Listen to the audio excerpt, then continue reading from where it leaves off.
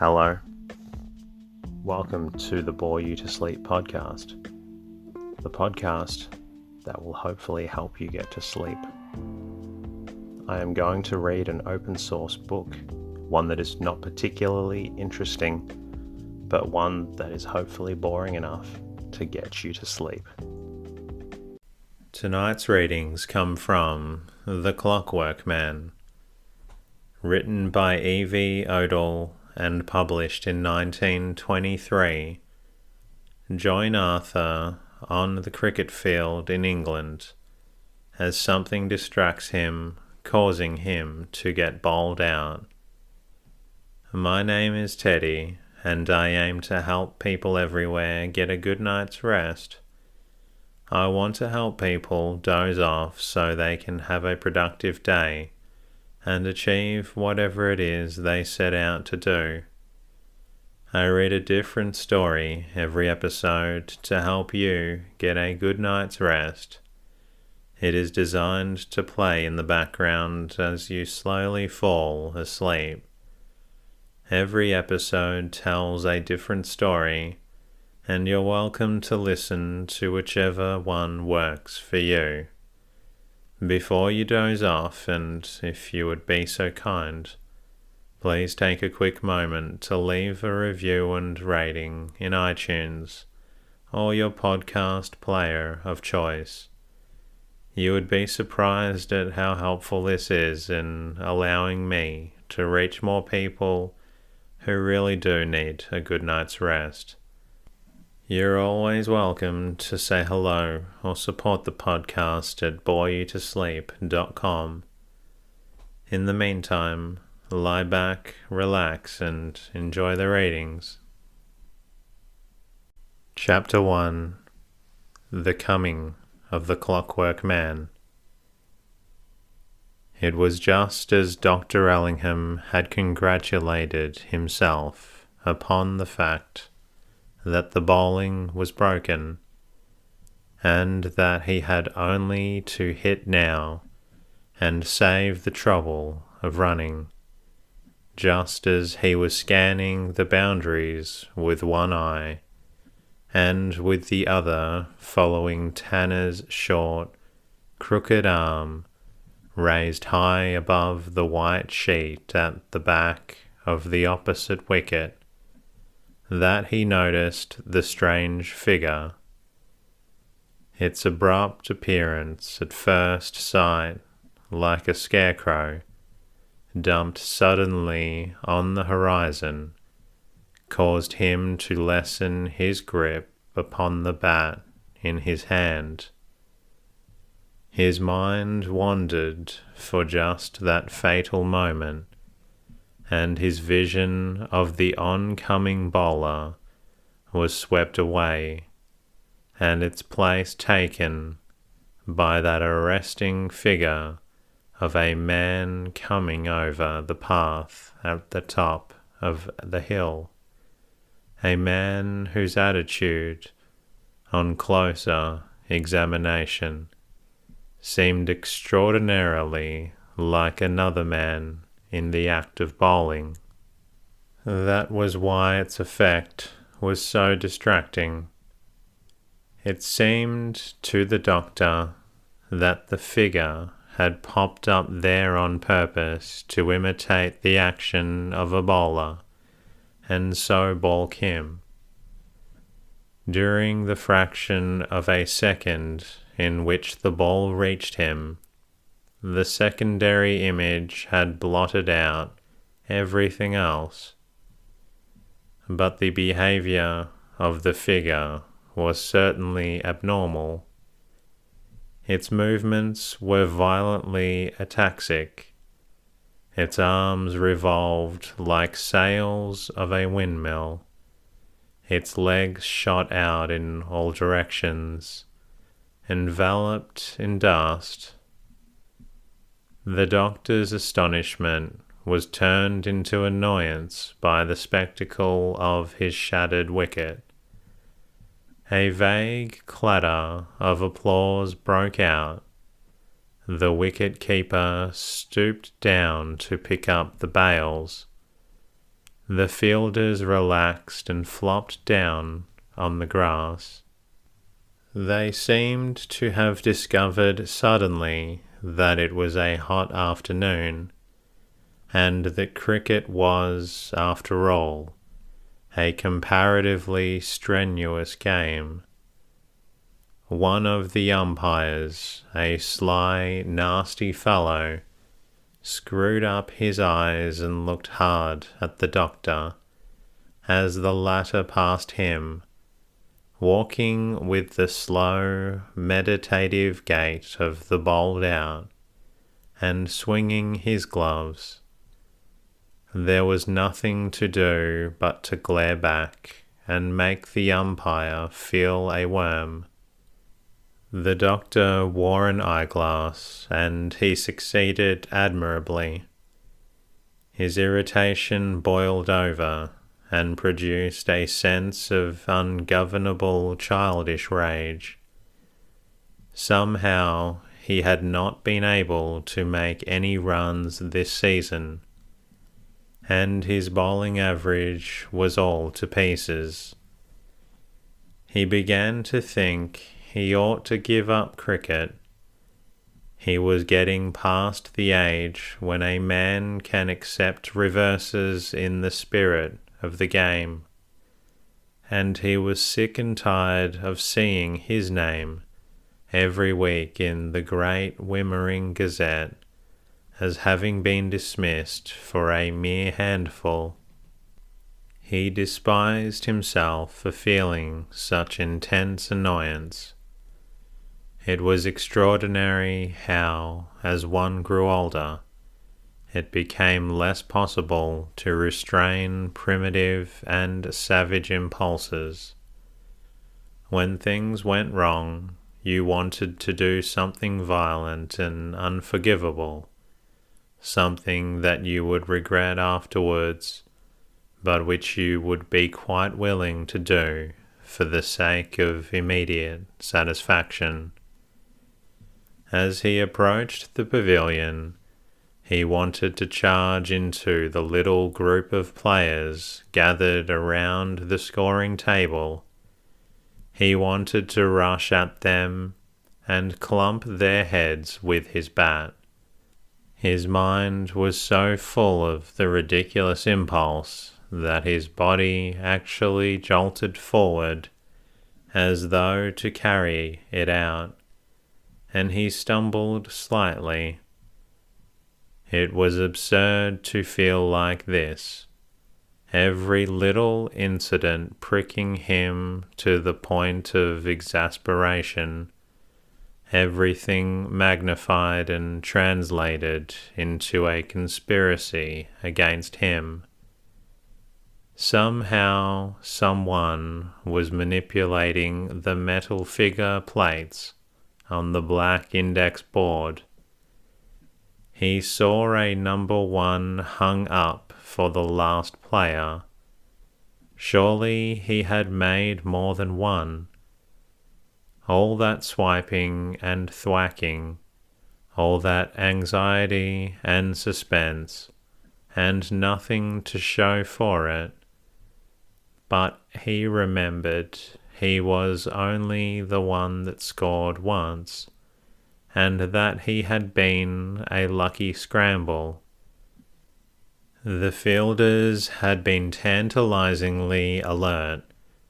They had always been just exactly where he had thought they were not. He passed into the interior of the pavilion.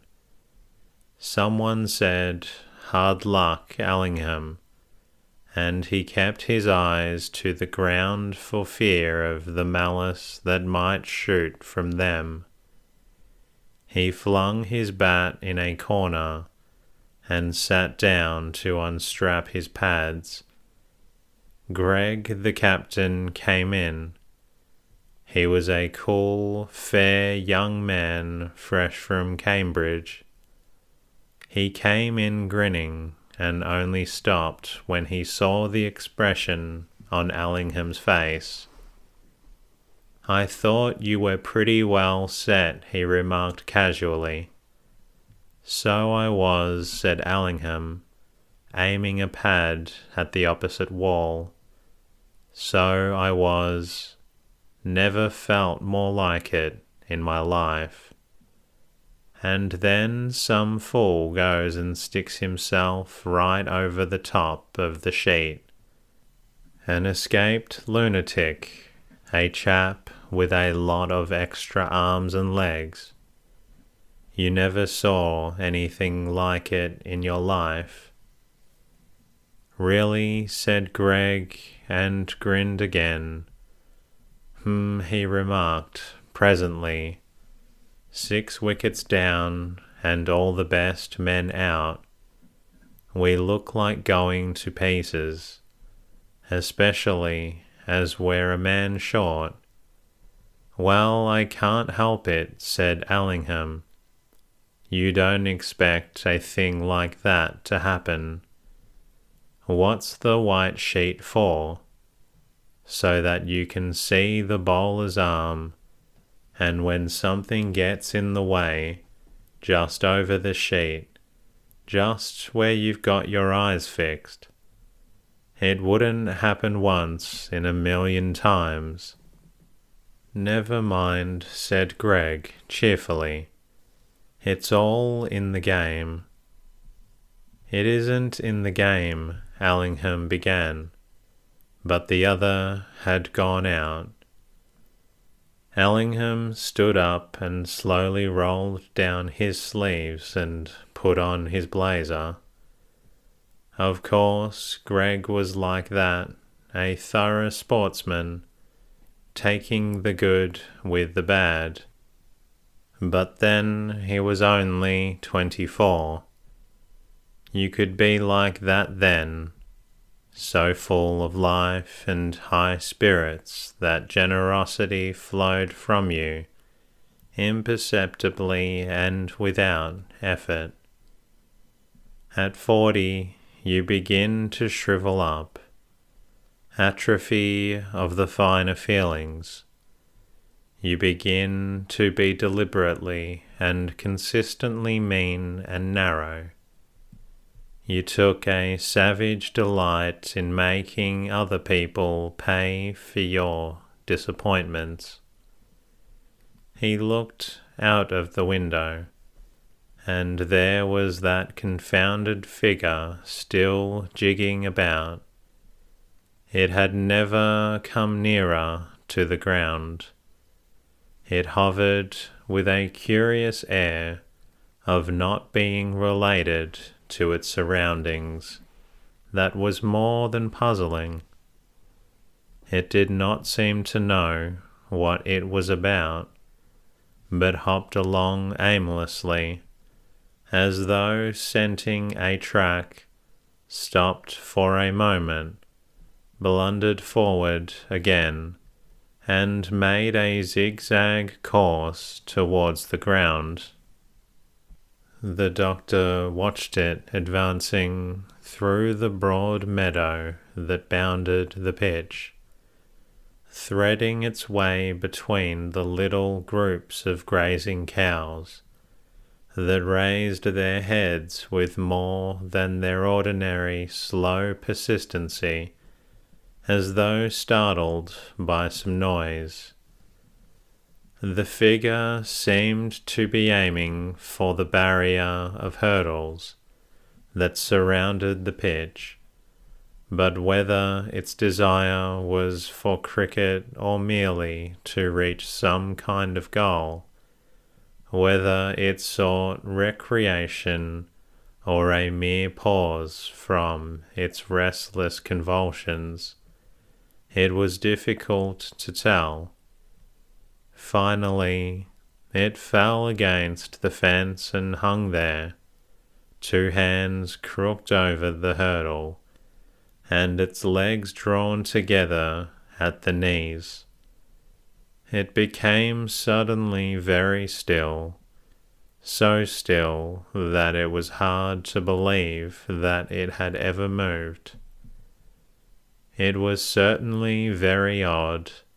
The doctor was so struck by something altogether wrong about the figure something suggestive of a pathological phenomenon, that he almost forgot his annoyance and remained watching it with an unlit cigarette between his lips.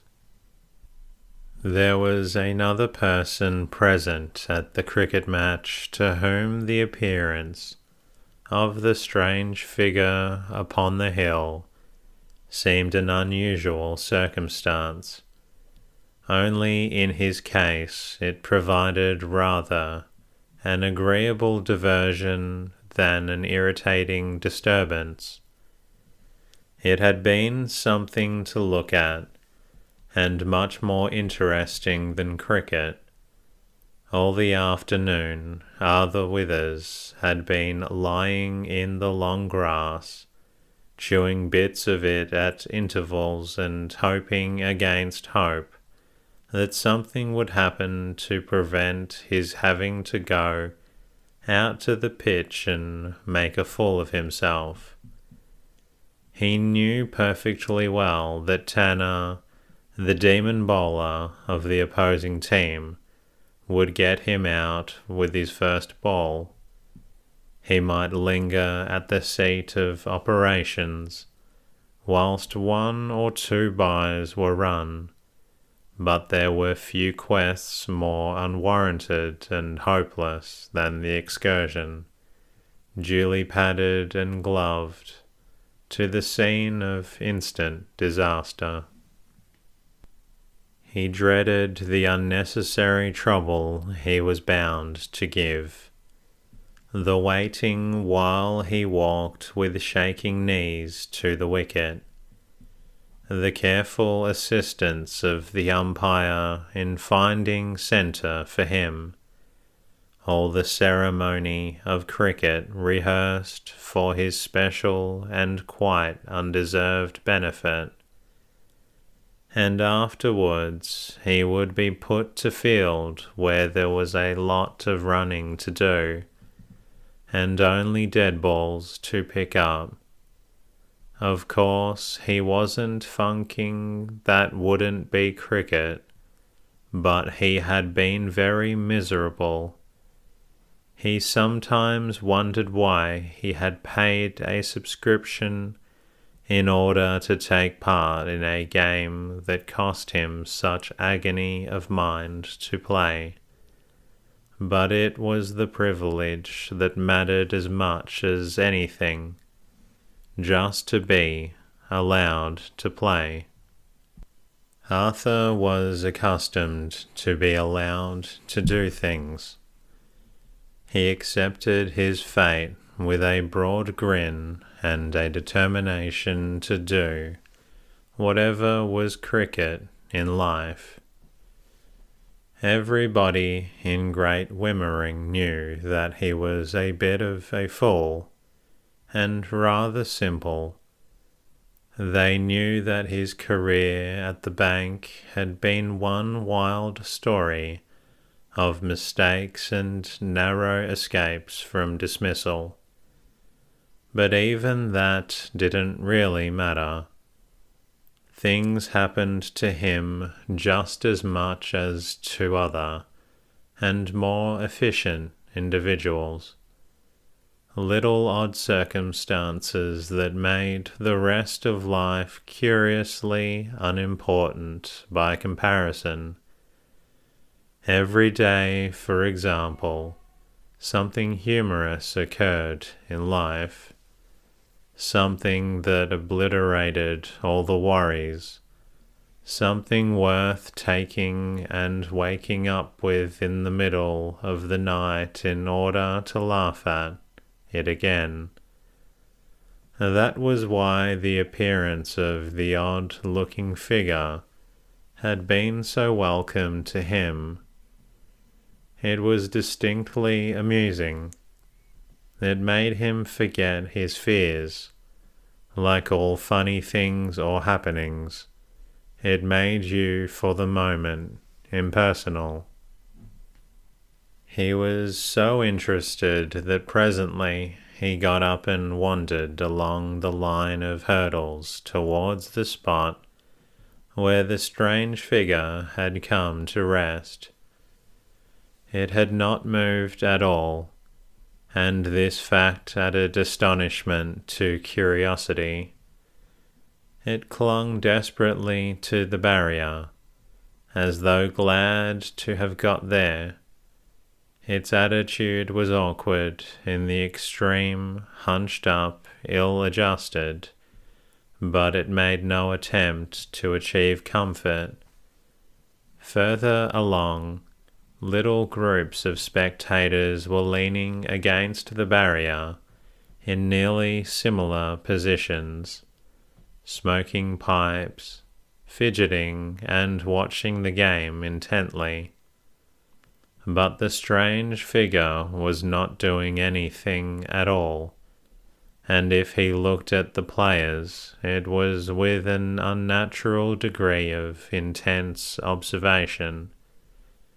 Arthur walked slowly along, wondering how close he could get to his objective without appearing rude. But somehow he did not think this difficulty would arise. There was something singularly forlorn and wretched about this curious individual, a suggestion of inconsequence. Arthur could have sworn that he was homeless and had no purpose or occupation. He was not in the picture of life, but something blobbed on by accident. Other people gave some sharp hint by their manner of deportment that they belonged to some roughly defined class. You could guess something about them, but this extraordinary personage who had emerged so suddenly from the line of the sky and streaked aimlessly across the landscape bore not even the vaguest marks of homely origin. He had staggered along the path, not with the recognizable gait of a drunken man, but with a sort of desperate decision, as though convinced in his mind that the path he was treading was really only a thin plank stretched from heaven to earth, upon which he had been obliged to balance himself. And now he was hanging upon the hurdle, and it was just as though someone had thrown a great piece of clay there, and with a few deft strokes shaped it into the vague likeness of a man. As he drew nearer, Arthur's impression of an unearthly being was sobered a little by the discovery that the strange figure wore a wig. It was a very red wig, and over the top of it was jammed a brown bowler hat. The face underneath was crimson and flabby. Arthur decided that it was not a very interesting face. Its features seemed to melt into each other in a sort of odd way. He was about to turn his head politely and pass on, when he suddenly rooted to the ground by the observation of a most singular circumstance. The strange figure was flapping his ears, flapping them violently, backwards and forwards, with an almost inconceivable rapidity. Arthur felt a sudden clutching sensation in the region of his heart. Of course, he had heard of people being able to move their ears slightly. That was common knowledge, but the ears of this man positively vibrated. They were more like the wings of some strange insect than human ears. It was a ghastly spectacle, unbelievable yet obvious. Arthur tried to walk away. He looked this way and that, but it was impossible to resist the fascination of those flapping ears. Besides, the strange figure had seen him. He was fixing him with eyes that did not move in their sockets, but stared straight ahead, and Arthur had placed himself in the direct line of their vision. The expression in the eyes was compelling, almost hypnotic. "Excuse me," Arthur ventured huskily. "Did you wish to speak to me?" The strange figure stopped flapping his ears and opened his mouth. He opened it unpleasantly wide, as though trying to yawn. Then he shut it with a sharp snap and without yawning.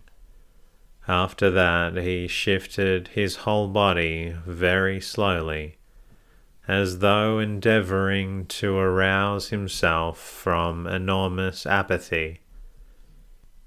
And then he appeared to be waiting for something to happen. Arthur fidgeted and looked nervously around him. It was an awkward situation, but after all, he had brought it on himself. He did not like to move away. Besides, having started the conversation, it was only common politeness to wait until the stranger offered a remark. And presently the latter opened his mouth again. This time he actually spoke. "Wallaboo, 9 and 9 pence," he announced. "I beg your pardon," said Arthur hastily. "Wallaboo, 9 and 9 pence." Arthur swallowed several times in rapid succession. His mind relapsed into a curious state of blankness. For some minutes he was not aware of any thinking processes at all. He began to feel dizzy and faint from sheer bewilderment, and then the idea of escape crept into his consciousness. He moved one foot intending to walk away, but the strange figure suddenly lifted up a hand with an abrupt, jerky movement like a signal jumping up. He said 9 pence 3 times very slowly and solemnly, and flapped his right ear twice. In spite of his confusion, Arthur could not help noticing the peculiar and awful synchronization of these movements. At any rate, they seemed to help this unfortunate individual out of his difficulties.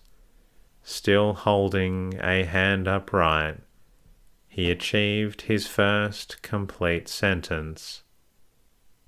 "Not an escaped lunatic," he protested, and tried to shake his head. And that concludes the readings for this evening. If you would like to listen to another episode, please feel free to do so. Until next time, good night.